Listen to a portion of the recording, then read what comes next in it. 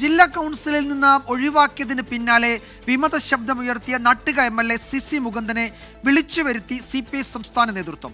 Party എന്തു തീരുമാനമെടുത്താലും അനുസരിക്കുമെന്നായിരുന്നു കൂടിക്കാഴ്ചയ്ക്ക് ശേഷം സിസി മുകുന്ദന്റെ പ്രതികരണം. അതേസമയം ആക്ഷേപിച്ചവർ പാർട്ടിയിൽ തുടരുന്നത് തന്റെ ദയാദാക്ഷിണ്യത്തിലാണ് എന്ന പരാമർശം സംസ്ഥാന കൗൺസിലിൽ സംസ്ഥാന സെക്രട്ടറി ബിനോയ് വിശ്വം തിരുത്തി. തൃശൂർ ജില്ലാ സമ്മേളനത്തിന് ശേഷം ജില്ലാ സംസ്ഥാന നേതാക്കൾക്കെതിരെ പരസ്യപ്രതികരണം നടത്തിയ സിസി മുകുന്ദൻ MLA സംസ്ഥാന സെക്രട്ടറി ബിനോയ് വിശ്വമാണ് പാർട്ടി ആസ്ഥാനത്തേക്ക് വിളിച്ചു വരുത്തിയത്. പരസ്യപ്രതികരണം നടത്തിയ മുകുന്ദനെതിരെ നടപടി വേണമെന്നാവശ്യം പാർട്ടിക്ക് മുന്നിലുള്ള സാഹചര്യത്തിലാണ് MLA വിളിച്ചു വരുത്തിയത്.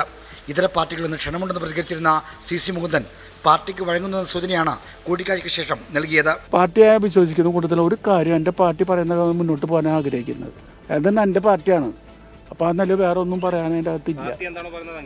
അങ്ങനെ അത്ര തന്നെ അതിന് ചില നിർബന്ധങ്ങൾ അവരുണ്ടാക്കിയിട്ട് ആ നിർബന്ധം അനുസരിച്ച് മുന്നോട്ട് പോകും. സംസ്ഥാന സെക്രട്ടറിക്കെതിരെ നേതാക്കൾ നടത്തിയ ആക്ഷേപ പരാമർശം ഇന്നലെ CPI സംസ്ഥാന കൗൺസിലിൽ ചർച്ചയായി.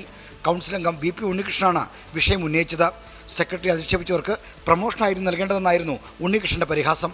ഇതിനോട് പ്രതികരിച്ച ബിനോയ് വിശ്വം ആക്ഷേപം നടത്തിയ കമലാ സദാനന്ദനും KM ദിനകരനും തന്റെ ദയാദാക്ഷിണ്യത്തിലാണ് പാർട്ടിയിൽ തുടരുന്നതെന്നാണ് മറുപടി നൽകിയത്.